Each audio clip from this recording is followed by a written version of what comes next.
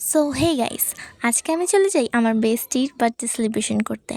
আর সে surprise পেয়ে কিছুটা shocked হয়ে যায়। তারপর কেক কাটিং করে আমরা ঘুরতে চলে যাই আর দেখতে পাই কিছু কাঁচা টমেটো। আর আমার মাথায় আসছিল এই টমেটোগুলো ছেঁড়ার কথা, তবে ভদ্রতার খাতিরে ছিঁড়িনি। আর এই ফুলটার ক্ষেত্রেও সেম। তারপর হাঁটা পথে আমরা একটা মিনি গুহার মধ্যে যাই, যেটা অপূর্ব ছিল। আর পুকুরের মধ্যে দুটি হাঁস দেখতে পাই, যেগুলো রাজহাঁস না বালি হাঁস আমি ঠিক জানি না, তবে দূর থেকে দেখতে যতটা সুন্দর, পাশ থেকে কিন্তু অনেকটা ভয়ঙ্কর লাগছিল।